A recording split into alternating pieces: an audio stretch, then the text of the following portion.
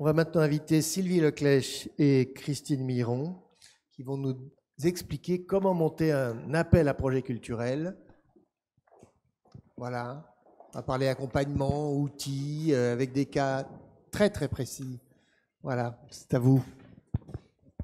Ça fonctionne. Bon, ça marche. Merci à tous. On va essayer d'être brèves toutes les deux parce que c'est la fin effectivement de la séance. Donc on s'est concerté avec Madame Mouilleron pour d'abord qu'elle puisse donner un exemple sur sa manière de fonctionner, comment elle conçoit la question de l'accompagnement. Et on s'est mis d'accord pour qu'ensuite je puisse élargir la question à partir de son expérience et peut-être en citer d'autres pour dégager des lignes de force qui finalement vont peut-être servir, on est peut-être un peu trop présomptueuse, mais vont peut-être servir à faire une synthèse de la journée en remettant au cœur du débat la question de la capitalisation des expériences et donc des outils pédagogiques possibles pour les projets. Voilà. Et c'est bien le sens de cette dernière intervention que d'ouvrir un peu le débat et de faire le bilan de cet après-midi. Je vous en prie.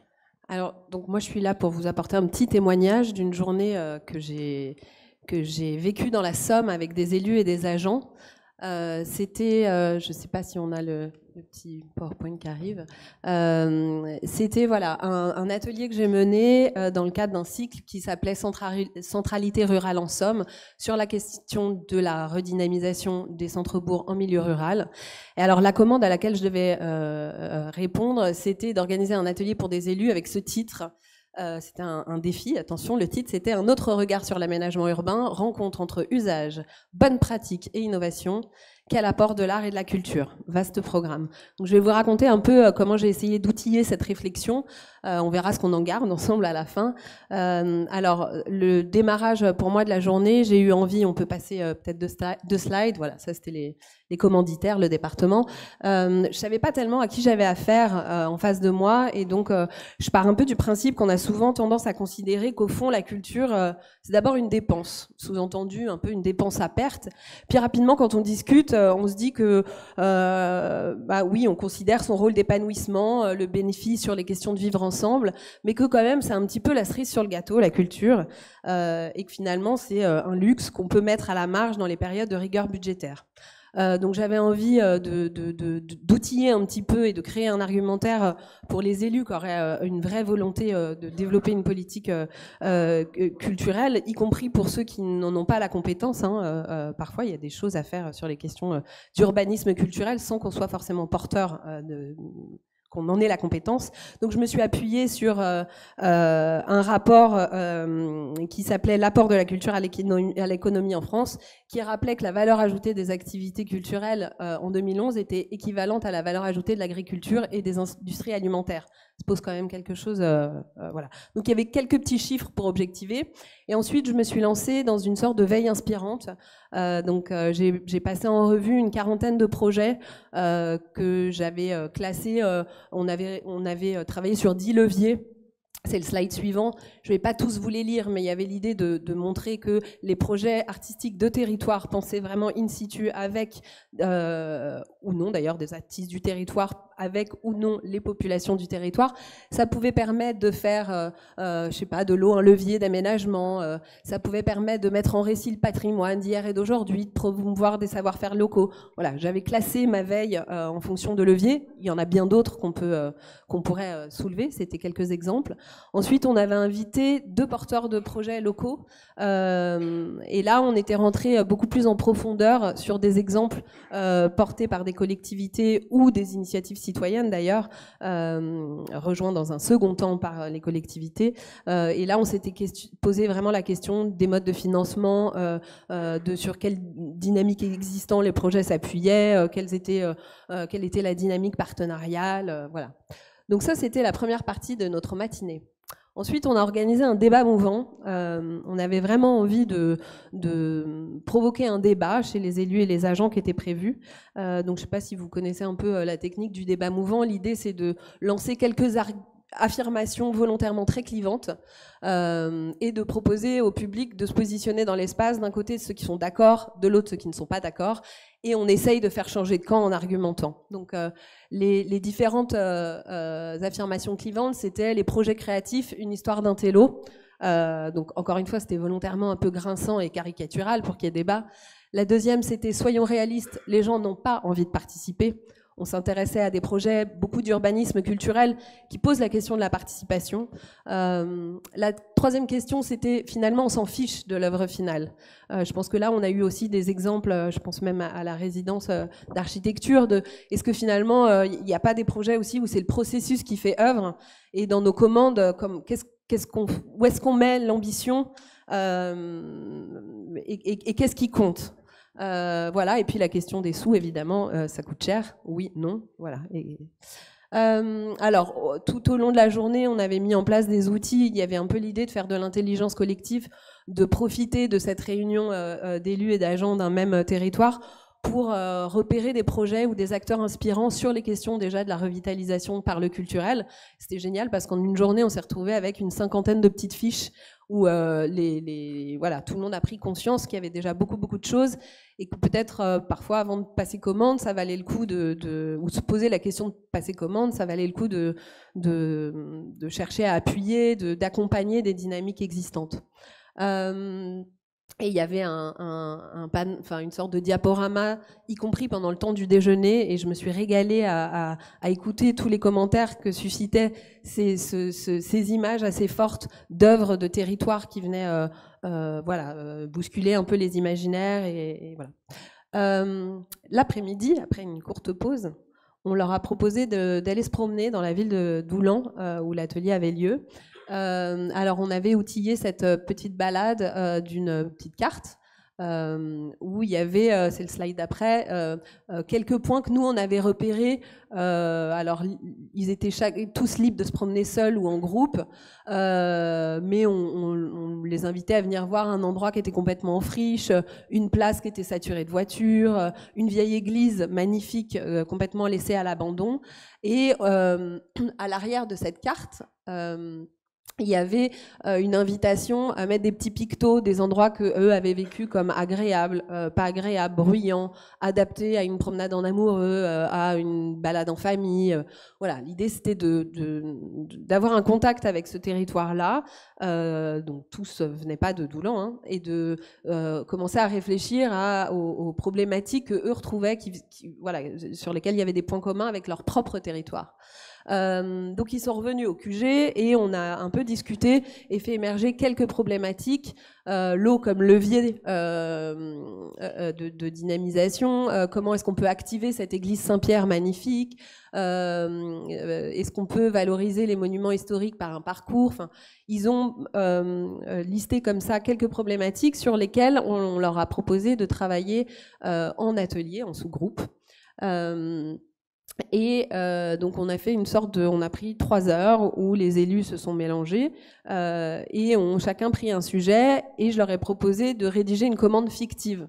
En fait, je crois que la question qui se pose quand on commence à être un peu convaincu, c'est comment je m'y prends, quelles sont les questions qu'il faut que je me pose pour pouvoir passer une commande, quel cadre juste, enfin.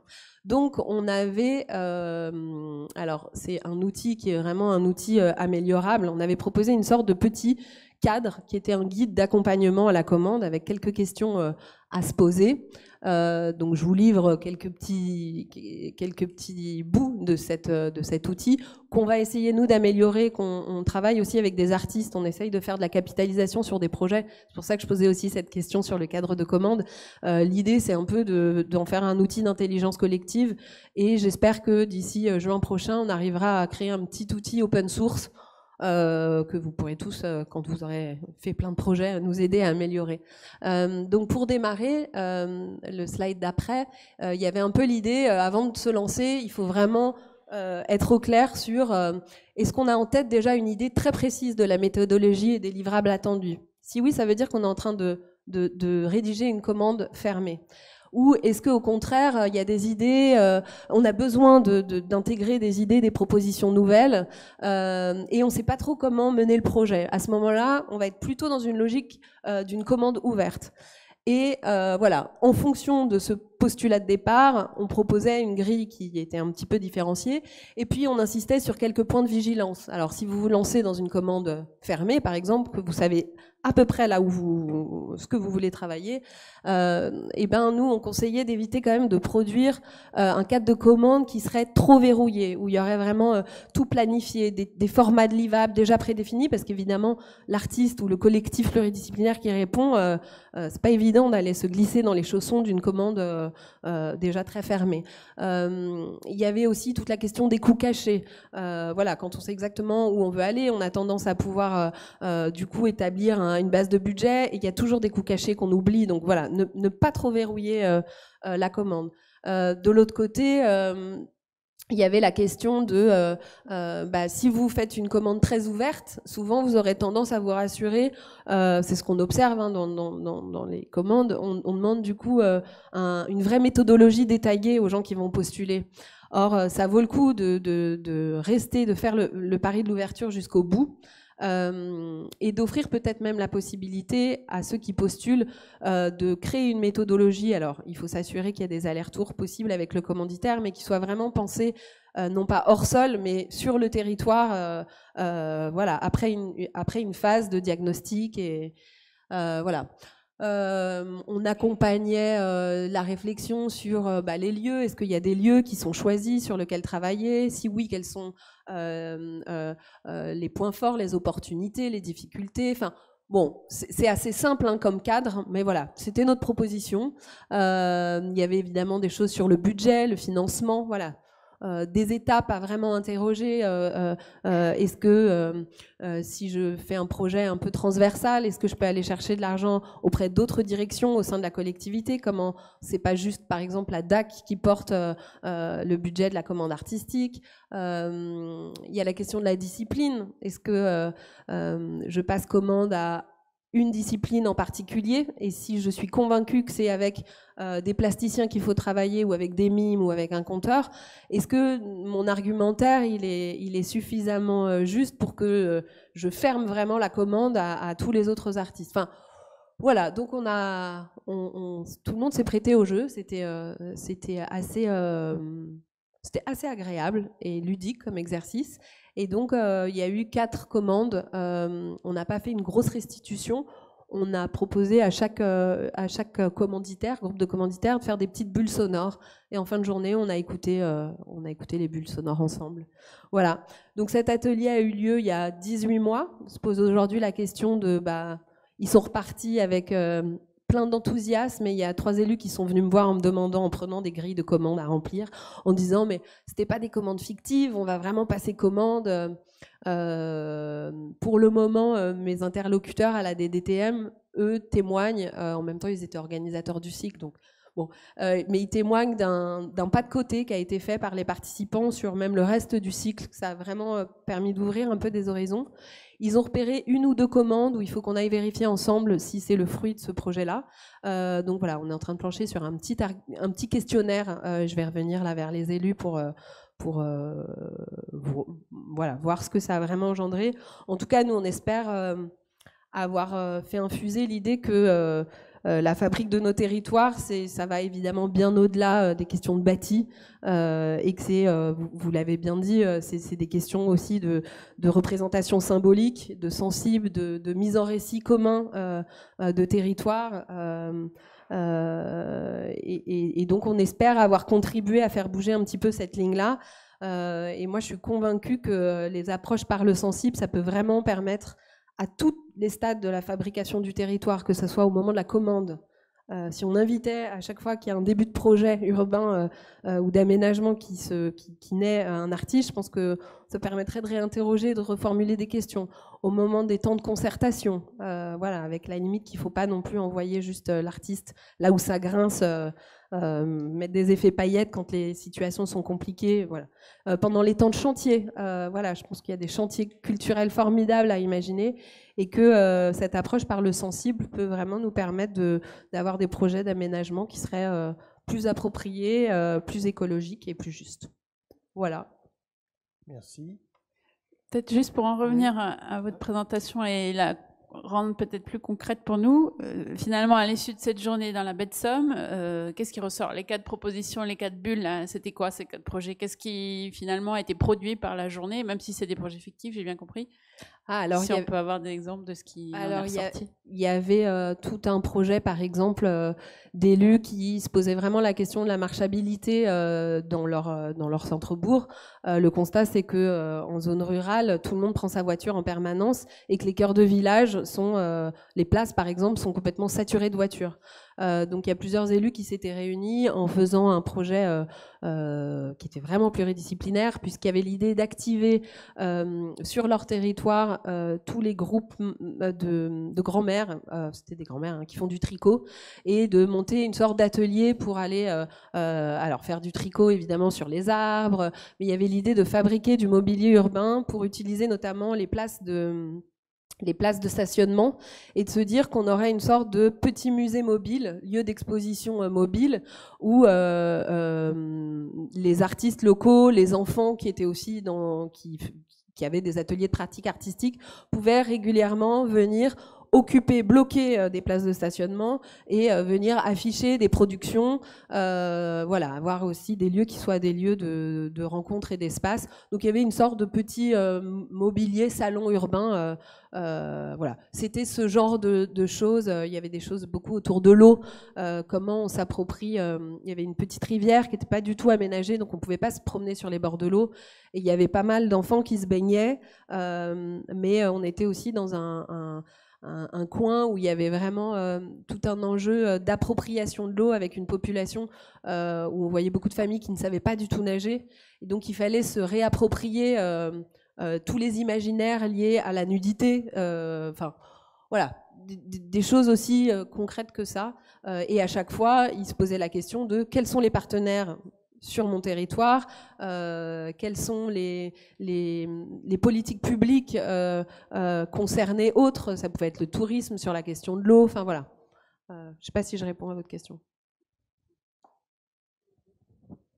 Oui, voilà. Donc, pour tenter effectivement peut-être une synthèse à partir de cet exemple-là, une synthèse de la journée, je dirais que la journée a mis en évidence, selon moi, que les différents acteurs qui interviennent sur le territoire et qui ont identifié la pratique culturelle comme un enjeu et comme une possibilité de développer le territoire sont multiformes. On a eu aujourd'hui des exemples qui nous ont montré que sur un territoire comme Monsieur, une initiative totalement privée finalement se déroule sur un territoire et ce n'est qu'en marchant, finalement, si j'ai bien compris, que une fois que vous avez investi vous-même, j'allais dire, vous rencontrez la puissance publique qui reconnaît votre action.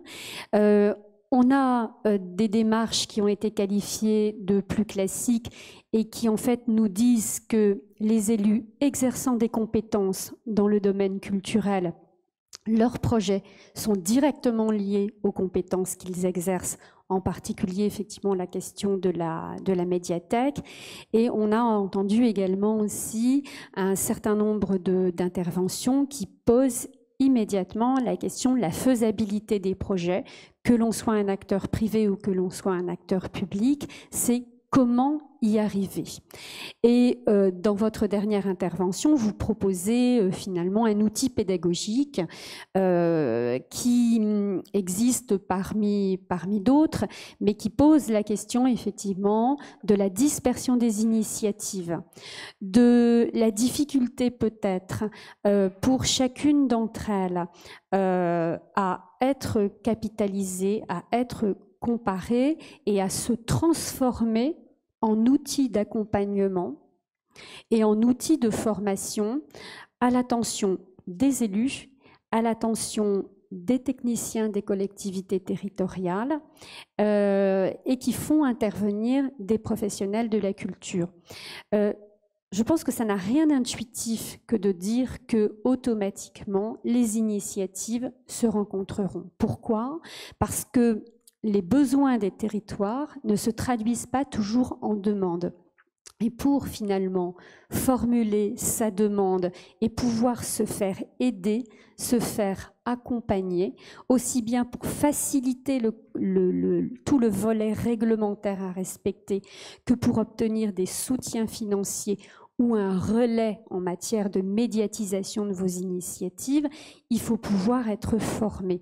Alors vous avez effectivement relaté un exemple d'atelier finalement de co-développement, hein, comme on peut en trouver dans d'autres milieux qui ne sont pas forcément ceux de la culture.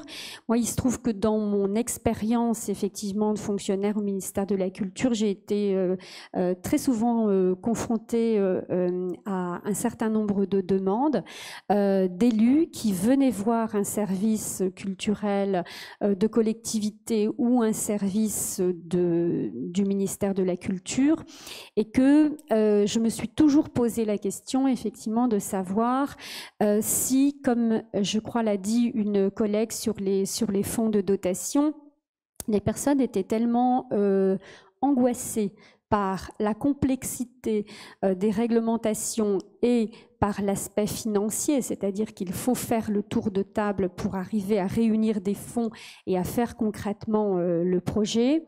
Tout cet aspect qui consiste à apprendre soi-même et avec d'autres à concevoir un projet et ensuite à le présenter pour convaincre, finalement n'était pas mis au premier plan, tant étaient prégnantes les deux volets dont j'ai parlé, à savoir la complexité administrative d'un côté à régler et de l'autre le tour de table financier. Donc je pense qu'aujourd'hui des journées comme celle-ci effectivement qui permettent de mettre en relation et surtout d'énoncer des expériences qui sont très concrètes, ça forme une matière qui peut être transformée, c'est-à-dire que les expériences peuvent être capitalisées, être transformées en outils de formation, que ce soit sous forme vidéo, à partir de témoignages tels qu'on les a entendus, et finalement tout ceci a été capté et on peut le revisionner.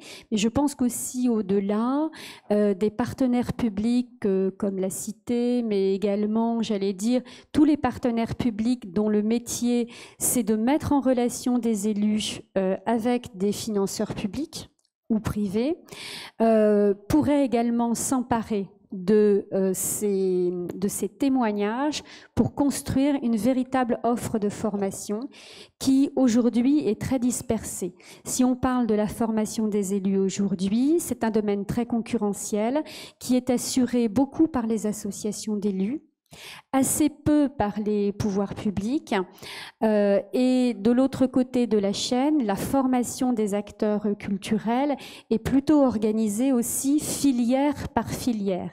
Mais ce qui manque et ce qui pourrait effectivement être bâti aujourd'hui, c'est un outil de formation à l'accompagnement au projet culturel, c'est-à-dire j'identifie des enjeux sur mon territoire, je souhaite arriver à ce résultat, j'ai besoin de m'assurer de la coopération d'un certain nombre d'acteurs qui me faciliteront les choses, mais moi, élu, je reste maître du projet que je souhaite définir.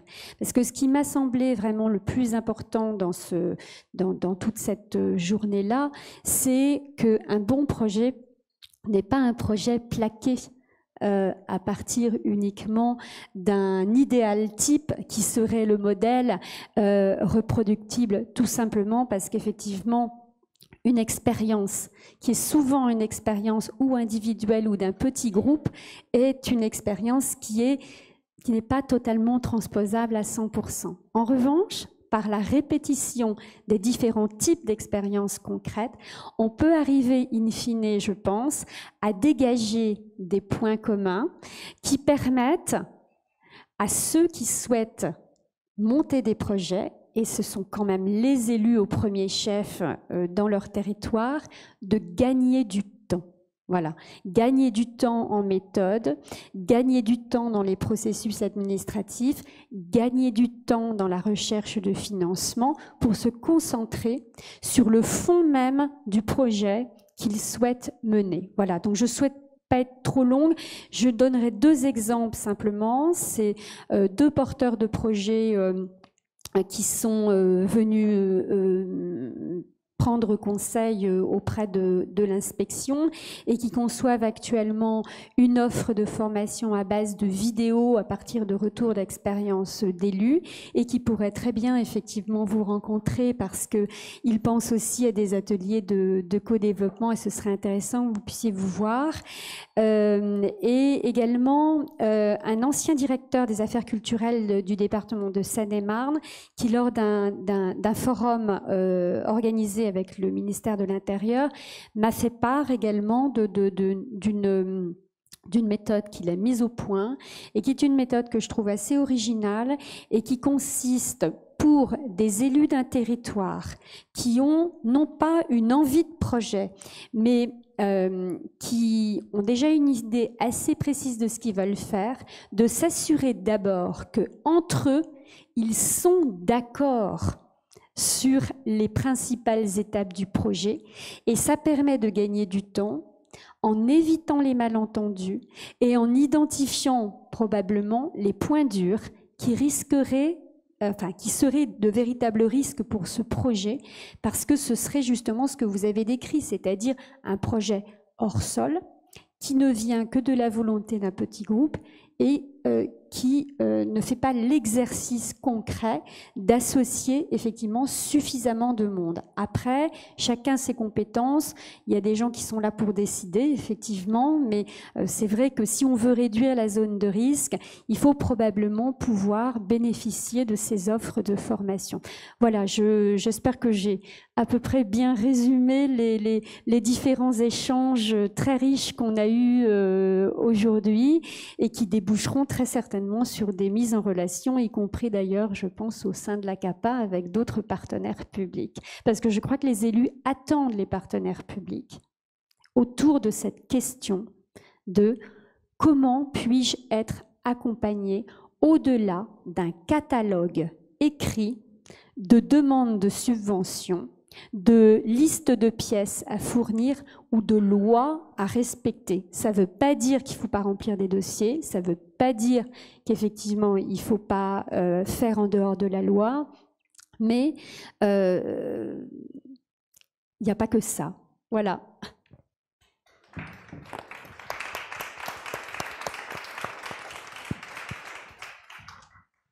Merci beaucoup. On ne va pas prolonger trop longuement, mais je vais quand même laisser évidemment la parole à la salle. Moi, j'ai une première question qui est, vous parliez de 2 personnes ressources, vous ne nous avez pas donné ni leur nom ni leur contact. Aidez-nous. Alors, les projets, moi, dont on m'a parlé, alors le directeur des affaires culturelles dont j'ai parlé de Seine-et-Marne, c'est Jean-Claude Perrault. Il fait partie d'un groupe sur Facebook. Utilisons aussi, parce que les réseaux sociaux, ça aide, comme leur nom l'indique, les personnes à entrer en relation. Et vous avez sur Facebook un groupe qui s'appelle le groupe des élus pour la culture et le tourisme, et qui a été fondé à l'initiative, mais pas que, d'un sénateur de Seine-et-Marne, Vincent Eblé, et qui a identifié dans cet énorme département de Seine-et-Marne, qui est très rural, mais qui a également des déséquilibres territoriaux en matière, j'allais dire, de relations ville-campagne, hein, qui est un des grands classiques également des projets culturels, un besoin. Voilà. Et aujourd'hui, bon, moi, c'est les activités d'un groupe que je suis plus particulièrement parce que au-delà du partage de photos et de textes, les gens sont capables de comparer les différentes expériences. Je peux vous dire que, par exemple, vous avez un élu de Bois-le-Roi qui s'appelle Brice Dution, qui a l'idée avec laquelle je suis en contact pour construire une offre pédagogique qui pourrait aussi bien être valable pour les élus que pour les fonctionnaires territoriaux. Dans ces cas-là, il y a des acteurs qui sont compétents en la matière, c'est le Centre national de la fonction publique territoriale, par exemple, pour les fonctionnaires territoriaux. Les deux personnes dont j'ai parlé et qui sont actuellement en train de concevoir cette offre à 3 volets, avec vidéo pédagogique à partir d'expériences d'élus, webinaires et ateliers de co-développement. C'est Jean Vinet, qui est directeur de l'agence, la compagnie transatlantique, et qui est élu d'une petite commune qui est Bricbec dans la Manche. Voilà. Donc c'est au titre de son activité professionnelle et en tant qu'élu qu'il a identifié effectivement ce besoin-là. Et il est accompagné de Yolène Médelis, qui est intervenante dans un certain nombre d'écoles d'art appliqués. Et leur projet s'appelle FAIRE, F-A-I-R-E. Et ils sont venus m'expliquer un peu ce qu'ils souhaitaient mener. Et nous avons pu réfléchir à un certain nombre, j'allais dire, de points qui pouvaient leur faciliter le travail à eux, c'est-à-dire comment eux-mêmes peuvent-ils entrer en contact avec les différentes associations d'élus pour déjà faire ce qu'on appelle la preuve du concept. C'est-à-dire, est-ce que l'idée qu'ils ont est une idée qui rencontre un besoin ? Véritablement. Pour le moment, tous les échos qu'ils ont eus, puisque je les mets en relation dans un certain nombre de cas avec des forums où ils peuvent rencontrer véritablement des élus, tous les retours sont effectivement très favorables. Les élus, alors eux, ils s'intéressent essentiellement aux petites et moyennes communes qui n'ont pas de services culturels constitués. Et je pense qu'effectivement, il y a un enjeu qui peut-être formait le sous-texte de ce qu'on a pu, comment dire, examiner aujourd'hui grâce aux différents témoignages. C'est que vous avez beaucoup de communes en France. Il ne faut pas croire qu'il y a un directeur des affaires culturelles partout. Voilà. Et quand bien même il y en a un, d'ailleurs il y en avait un dans la salle qui était de mon ancienne région, il faut savoir que les fonctionnaires de collectivités territoriales sont des personnes auxquelles on demande d'être très polyvalentes. Et donc quelqu'un à qui on demandera, bon, Anne Pasquet d'Autun est là, pour j'allais dire pour en témoigner, ce sont des collègues auxquels on va demander de mener des projets, c'est-à-dire de traduire de manière très opérationnelle des volontés d'élus, mais qui ne sont pas, Anne, tu me corriges si je me trompe, mais qui ne sont pas forcément très formalisées. Et on va te demander d'aller chercher des financements et d'aplanir les difficultés réglementaires pour que durant le temps d'un mandat, le projet puisse se faire. Voilà. Or, c'est vrai que les retours qu'on a des élus aujourd'hui et que Jean Vinet et Yolène Médelis ont est quelque chose de très concret, c'est-à-dire que les vrais projets qui ont réussi dans les collectivités territoriales de petite taille, où les gens se sentent facilement débordés et pas trop accompagnés, c'est d'arriver à accepter que un projet culturel, on le mène dans la durée, c'est-à-dire au-delà de 6 ans, qui est effectivement le mandat d'un maire. Voilà. Mais pour ça, pour gagner du temps, encore une fois, il faut pouvoir être formé. Est-ce qu'il y a des interventions dans la salle pour commenter cette dernière table ronde? Alors, moi, j'en ai une en fait qui vient compléter un petit peu vos propos, mais parce qu'on les mobilise aujourd'hui dans le cadre du programme Réinventons nos cœurs de ville, qui est une des briques d'Action Cœur de Ville. C'est la mobilisation des écoles nationales supérieures d'architecture d'une part, ou d'autres écoles d'art qui sont finalement bien souvent très implantés dans leur territoire, on ne le sait pas assez, qui cherchent la plupart du temps à faire travailler les étudiants avec des enseignants sur des territoires et dans l'application concrète des projets culturels ou des projets architecturaux quand il s'agit des écoles d'architecture. En particulier, on mobilise, nous, l'École nationale supérieure d'architecture de Clermont-Ferrand, qui travaille beaucoup en ce sens, dans la ruralité autour de la métropole de Clermont, mais j'imagine que, et on en parlait de Saint-Étienne au dernier Forum des solutions, il y a beaucoup d'écoles de design, d'architecture et d'art appliqué ou d'art ou de beaux-arts d'ailleurs qui travaillent en ce sens. Oui, moi je peux vous donner un exemple qui me vient tout de suite en tête. Quand j'étais en Centre Val-de-Loire, moi je travaillais beaucoup avec l'ESAD, l'École supérieure d'art et de design d'Orléans. Et Jacqueline Fèvre, donc la directrice, avait développé dès la 2e année des compétences chez les élèves. Et quand il y avait des projets de requalification de lieux qui étaient menés par les pays, pour revenir vraiment aux compétences voilà, des EPCI, des établissements publics de coopération intercommunale. Elle faisait des journées portes ouvertes et il lui est arrivé très souvent de monter des petites équipes d'élèves pour accompagner le pays sur un aspect certes très modeste de design, mais qui était vraiment du design d'espace, que ce soit une signalétique, que ce soit une fabrication de petit édifice qui va marquer durablement le paysage. Et il existe, oui, alors c'est intéressant en termes de préparation des élèves à entrer effectivement dans la vie professionnelle.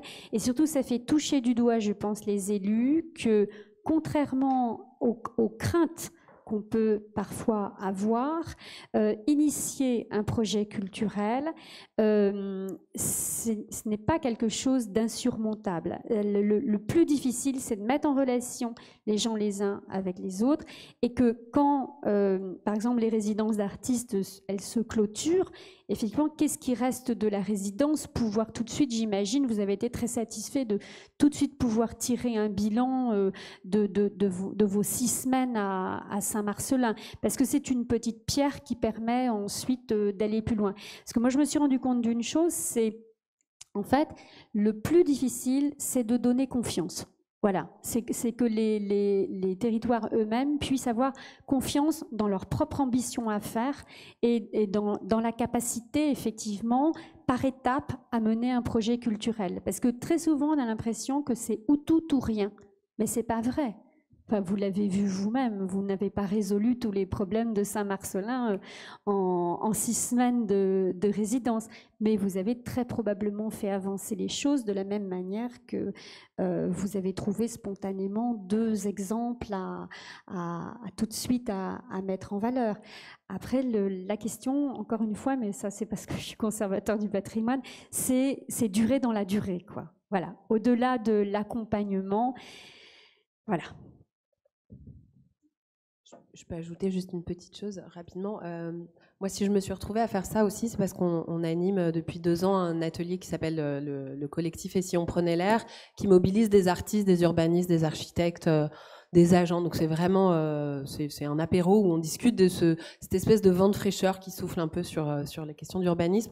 Et je trouve que la question de la formation de ces métiers est vraiment intéressante, parce que j'ai l'impression qu'on sort d'une époque où il y a des jeunes professionnels qui sont retrouvés sur le marché du travail, très bien formés, et en même temps face à un marché qui était complètement saturé, ou face aussi à donc pas de possibilité de rentrer en agence un peu classique, et qui sont mis à développer des projets dans une grande précarité, mais parce qu'ils avaient des compétences, des idées, et que ce vent de fraîcheur dont je parle, il est aussi né de toute une vague d'étudiants qui n'arrivaient pas à trouver leur place sur le marché du travail, et qu'on est aujourd'hui dans la question de comment on capitalise et on structure et on outille toutes ces expériences assez riches et qu'elles retournent dans les circuits de formation. Enfin, j'ai l'impression qu'il y a cet endroit-là qui est un peu clé en ce moment qui est assez intéressant. Et en tout cas, nous, dans ce collectif, moi, j'ai été impressionnée. Au début, l'idée, c'était juste de faire un apéro avec 2 réseaux d'amis, moi, venant de l'ingénierie culturelle, et mon binôme à ESOPA, venant des métiers de l'architecture.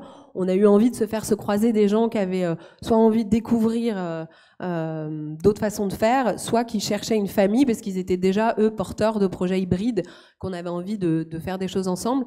Et rapidement, ces apéros, il y a eu un bouche à oreille et on a vu débarquer voilà, des jeunes qui sortaient de formation et qui avaient envie de pouvoir débriefer sur des projets. Voilà. Donc je pense effectivement qu'il y a un vrai enjeu de comment tout ça, ça retourne, ces énergies retournent dans les circuits de formation. Ouais. Très bien, on va peut-être se quitter sur cette, justement cette ouverture avec l'interaction avec les écoles, hein, je pense, quelle qu'elle soit, art, architecture, paysage, design, on voit bien, on n'arrête pas de parler de transversalité.